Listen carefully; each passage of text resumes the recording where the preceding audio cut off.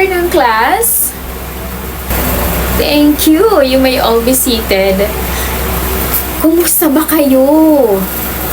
Grabe, pang third meeting na natin to. At ang bilis ng panahon, no? Parang kailan lang. Nung huli tayo nagkita-kita at magkakasama ulit tayo ngayon. At ilang tulog na lang, magpapasko na rin. Sino ba excited dito para sa Christmas? Aba? Pero okay mag-alala, class, kasi makakasama nyo pa kami bago magpasko. O, sino excited dito para sa Christmas? Oh. By the way, class, in case may nakalimot dahil sa academic load, huwag kayong mag-alala. I see you. Ayan, ako nga pala si Teacher Novi Montoya, ang magiging teacher ninyo sa SVEC. Alright? Elementary and High School Values Education Class or SVEC. At nandito kami ulit, no, para turuan kayo, no? Hindi lang ng basta lesson, kundi to help you grow in your character development. At ito ang magiging guidebook natin para matuto tayong mamuhay ng tama. O sige nga, sabay-sabay nating basahin. Living God's Way or mamuhay ng tama. Kasi napakahalaga, class, na ikaw at ako ay mamuhay ng tama. No, bakit nga ba? Dahil may Diyos na nakatingin sa iyo at balang araw, lahat tayo kaharap at magsusulit sa Kanya. Diba? Naalala nyo ba yung core values ng DepEd? O, ulitin natin ha. Ano nga yung una? Maka-Diyos. Pangalawa, makatao. Pangatlo, makakalikasan at makabansa. O, di ba? Dapat memorize natin yan. At mapapansin nyo, number 1 ang maka-Diyos, di ba? So, lahat ng nabanggit natin, yan ay magiging foundation sa lahat ng values na pag-aaralan natin sapagkat kung lahat ng ito ay nakabatay sa salita ng Diyos, no? Ang Biblia. Kaya, inaasahan ko, class, ng inyong full cooperation. Clear ba? Very good. At ngayong hapon, class, no, bago tayo dumako sa pag-uusapan natin na tiyak makaka-relate ang lahat. Pero bago yan, quick reminder ulit tayo ha sa rules natin. O, pag ito nakikita ni teacher, ibig sabihin dito, tumahimik na ha. Wala nang nakikita si teacher na ipag-usap.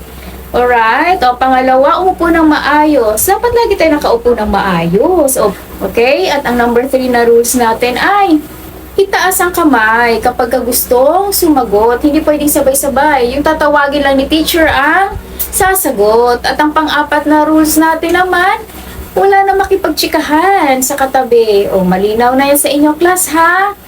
Very good yan.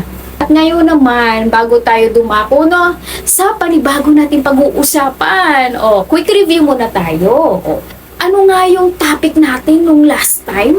Sino nakaalala dito, no? Meron tayong points na binigay. O, ano nga ulit yun? Yung stop method. Oh, very good. Stop method, no? Naalala pa. Ano nga ulit yung letter S? Search your heart. No? Ano ba? Ano ba yung root ng galit mo? Ano ba yung nagtitrigger sa'yo, di ba? O, na-search nyo na ba ang mga root ng anger nyo? O, sige nga. Oh, very good yun. Ang next letter natin ay T. Think before you react. O, wag basta-basta na pabugso-bugso agad sa nararamdaman. Dapat isipin muna ng maraming beses bago mag-react. Baka kasi, hindi naman kasi sinasadya na nasagi ka lang. Kaya ito na rin yung pagkakataon para tawagin natin si Lord na bigyan tayo ng self-control. At ang next letter natin, letter O. Overcome anger by forgiving others. Sabi nga, di ba?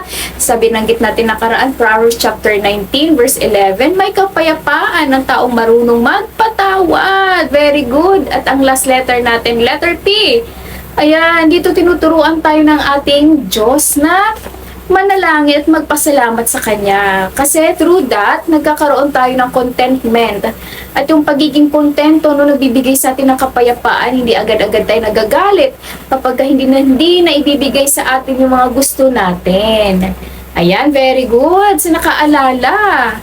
Yun yung mga way, no, para ma-handle yung galit sa paraan ng ating Panginoon. Alright, at ngayon naman, class, sa pagsisimula ng panibago nating lesson. Ako, sure ako lahat makaka-relate dito. Okay? So, mayroon muna akong tanong sa inyo.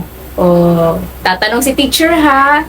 Sino ba dito sa inyo ang may mga bagay na kinatatakutan? Sige nga, raise your hand sa mga gustong sumagot. Sabihin nyo nga kay teacher kung ano-ano yung mga bagay na yon. Oh, kapag mag-isa sa bahay, no, nakakaramdam ng takot. O, natatakot sa dilim. Ay, natatakot kapag may nambubuli. Natatakot bumagsak sa exam. Oh, may iba natatakot sa ahas, sa aso, sa palaka, sa ipis. Naku, alam niyo ba, may mga tawag din pala dyan, no, sa mga takot na yun. For example, takot ka sa dilim. Ang tawag doon ay nectophobia. Aba, takot sa heights. Acrophobia. At takot naman sa hayop, yun ay zoophobia. Diba? O, meron naman din, no, yung takot na mapahiya or ma-judge. Tawag doon social anxiety o social phobia. And yes, kahit yung feeling na ayoko mag-isa sa bahay, nakakatakot. Alam niyo ba na pwede rin under yun, no, fear of isolation or antophobia. Totoo, class, na nakakalungkot na totoo lahat yung mga nabanggit nyo, no? Kasi bata man o matanda ay nakakaramdam din ng takot. Walang pinipiling edad o kasarian ang takot. Lalo na sa mga magulang din natin. Alam niyo ba na marami din silang kinatatakutan? Ayaw nilang maranasan o makita ng mga bagay tulad ng mga bills. Ayan, di ba? Karamdaman. O mawala ng mahal sa buhay. Pero ang good news, simula nung tinanggap mo si Jesus sa buhay mo, binigyan ka niya ng karapatang tawaging anak. Di ba? At bilang anak ng Diyos ay meron siyang pinangako sa lahat ng tumanggap sa Kanya. At ito ay matatagpuan natin sa Kanyang salita, no, sa Biblia. Tingnan natin kung ano ba yung pangako ng Diyos sa Kanyang mga anak sa tuwing tayo ay nakakaramdam ng takot. Sige nga, sabay-sabay nga nating basahin sa Isaiah chapter 41 verse 10. Ako'y sa iyo, huwag kang matakot. Ako ang iyong Diyos, hindi ka dapat mangamba. Palalakasin kita at tutulungan, iingatan at ililigtas. O ano nga ba ang takot, class? Ang takot ay isang matinding pag-aalala na may mangyaring masama. Aalamin natin ngayong class, bakit nga ba hindi nakakabuti ang pagkakaroon ng takot? O malalaman natin yan, no? Meron tayo ulit na istorya ngayon na matatagpuan natin sa Biblia, no? Sa New Testament o Bagong Tipan, no? Dito sa Mark chapter 4 or Marcos chapter 4. O, sinong familiar dito sa kwento ni Jesus? O, may familiar ba dito? Yung si Jesus natutulog sa bangka? Oh, very good yun, no? Sa nakakaalam. Pero sa mga hindi pa, sige, ikukwento ni teacher sa inyo, no? At tingnan natin, class, no, ang pagkakataon nung natakot ang mga disciples ni Jesus at alamin natin kung ano ba ang sinabi ni Jesus sa kanyang mga alagad, no? Tungkol sa kanilang takot. Oh, class, tingnan nyo tong litrato na to. Anong napapansin nyo? Yes, makikita natin sa litratong ito na natutulog si Jesus.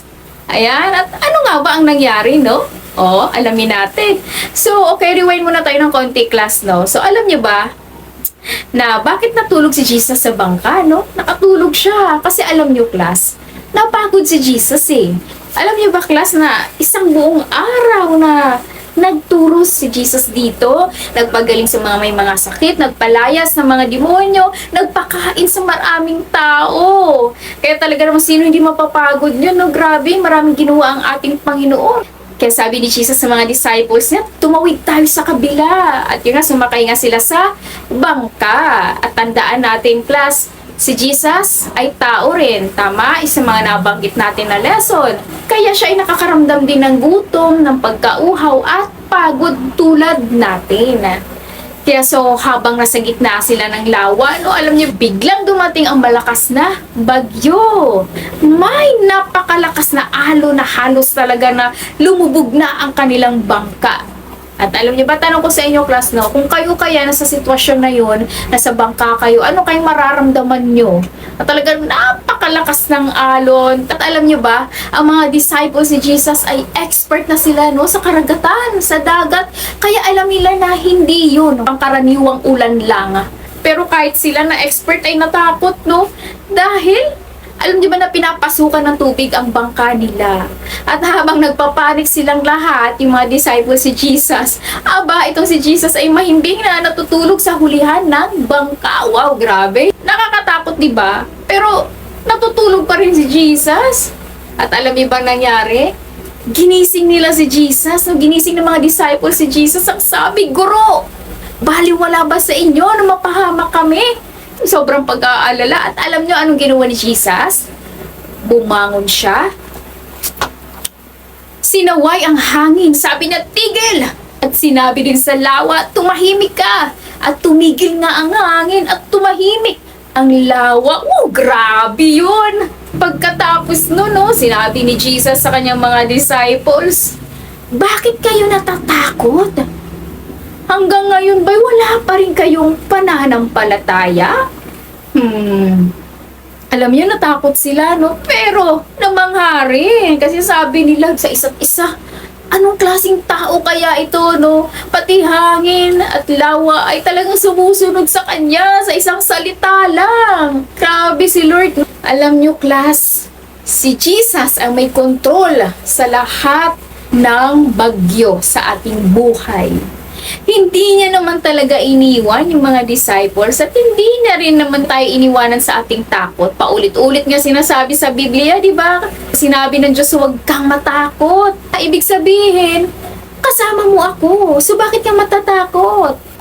So bakit nga ba hindi nakakabuti ang takot? Kasi class, kapag natatakot ka, minsan kasi nakakalimutan mo na kasama mo ang Diyos, kagaya ng mga disciples.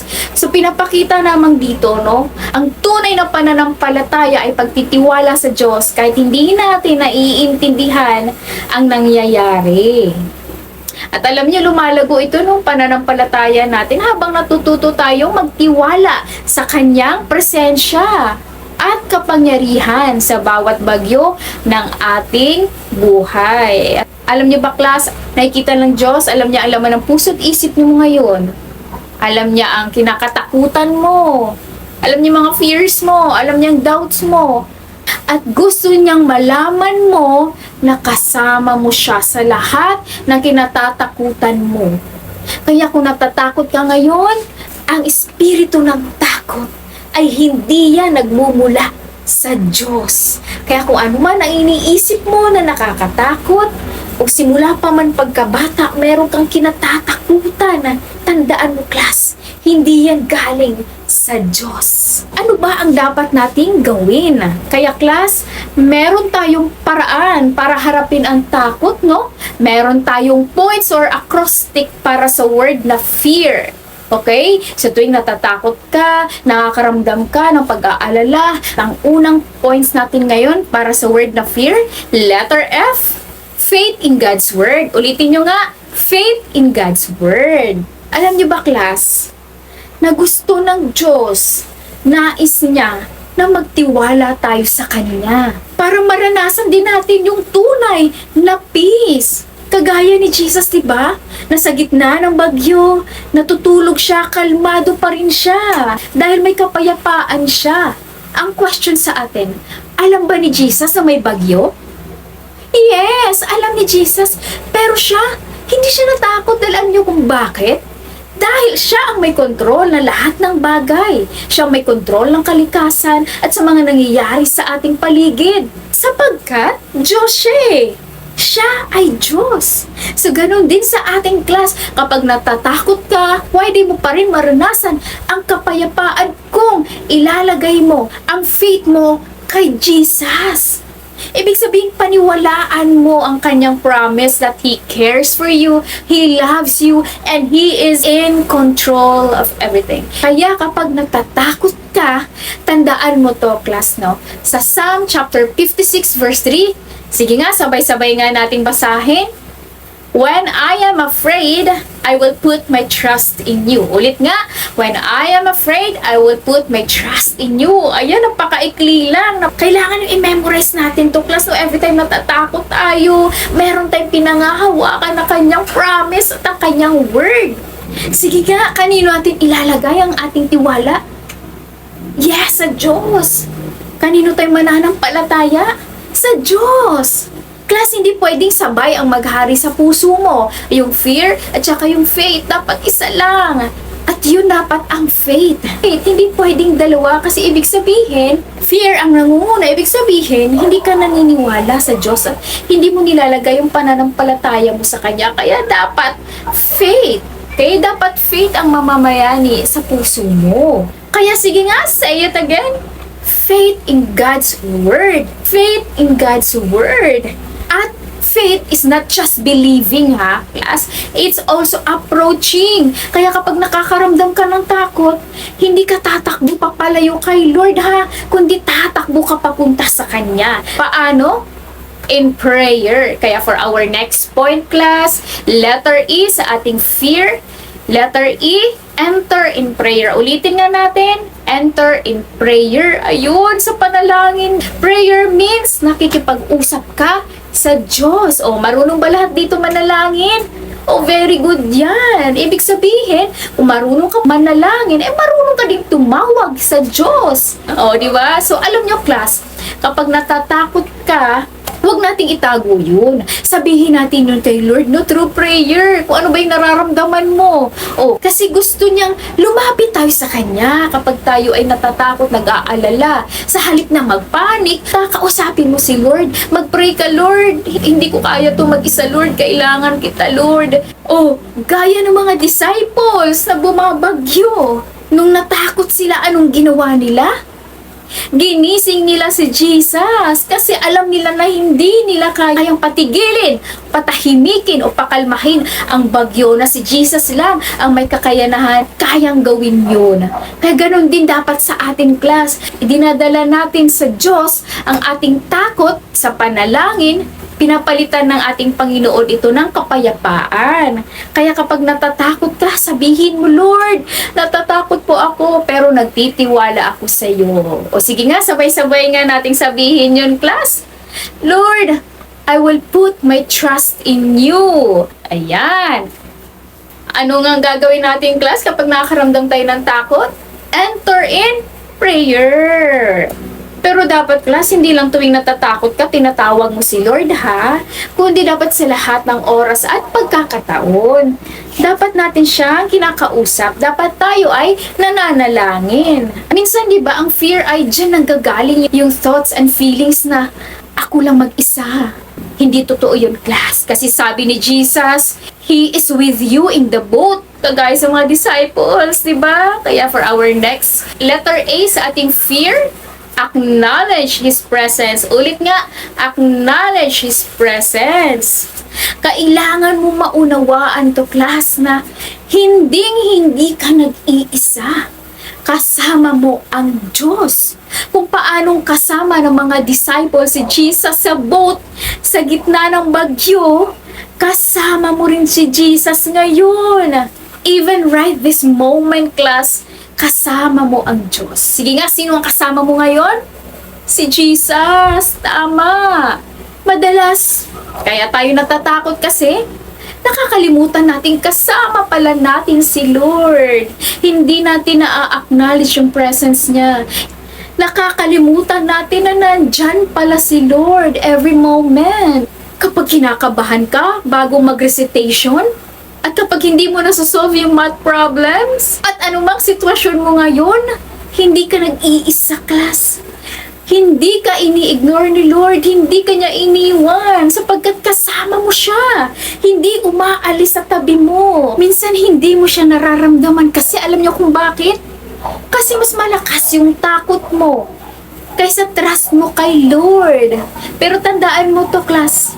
Iwanan ka man lahat ng tao sa mundo, pero hindi ka iiwanan ni pababayaan ng Diyos. Dahil lagi mo siyang kasama. Kahit ngayon nga katabi mo siya eh. Sige nga, i-declare mo, kasama ko si Lord. Mahal ako ni Lord. Isa pa nga, kasama ko si Lord. Mahal ako ni Lord. For our next point naman, no, sa ating fear, a letter R, rely on His strength. Rely on His strength. Ayan, ulitin nyo nga, rely on His strength. Ibig sabihin nito, class, ipagkatiwala mo sa Diyos ang kahinaan mo. Yung takot mo, yung mga alalahanin mo, o anumang phobia yan, ipagkatiwala mo yan sa Diyos. Kasi hindi mo kaya yan. Huwag mong susuluhin yan, class.